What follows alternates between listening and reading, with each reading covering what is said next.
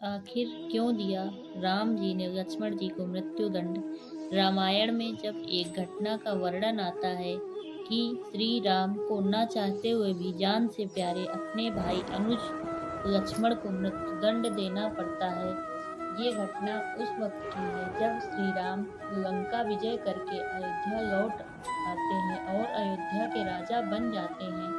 एक दिन यमदेवता कोई महत्वपूर्ण चर्चा करने श्री राम के पास आते हैं। चर्चा प्रारंभ करने से पूर्व वो भगवान राम से कहते हैं कि आप जो भी प्रतिज्ञा करते हो उसे पूर्ण करते हो। मैं भी आपसे एक वचन मांगता हूँ कि जब तक मेरे और आपके बीच कोई वार्ता चले तो कोई भी हमारे बीच नहीं आएगा। जो आएगा उसको आपको मृत्युदंड देना पड़ेगा। भगवान राम यम को वचन दे देते हैं।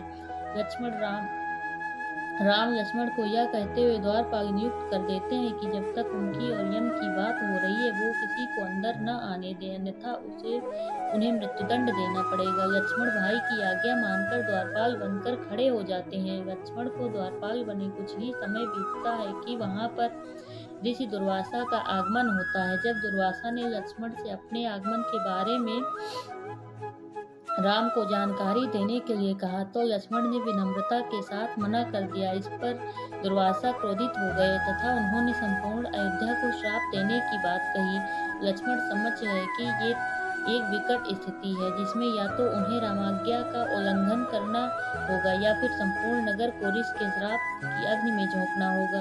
लक्ष्मण ने शीघ्र ही यह निश्चय कर लिया कि उनको स्वयं का बलिदान देना होगा ताकि वो नगर वासियों को ऋषि के श्राप से बचा सकें। उन्होंने भीतर जाकर ऋषि दुर्वासा के आगमन की सूचना दी।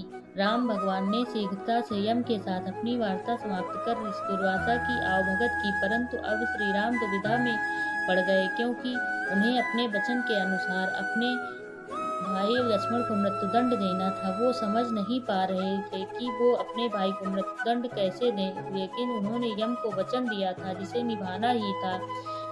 इस दुविधा की स्थिति में श्री राम ने अपने गुरु का स्मरण किया कि कोई रास्ता दिखाने को कहा। गुरुदेव ने कहा कि अपने किसी प्रिय का त्याग उसकी मृत्यु के समान ही है, अतः तुम अपना वचन का पालन करने के लिए लक्ष्मण का त्याग कर दो। लेकिन जैसे लक्ष्मण ने यह सुना तो उन्होंने राम से कहा कि आप भूलकर भी मेरा त्याग नहीं करना। आपसे दूर रहने से अच्छा है कि मैं आपके वचन की पालना करते हुए मृत्यु को गले लगा लूं। ऐसा कहकर लक्ष्मण ने जल समाधि ले ली।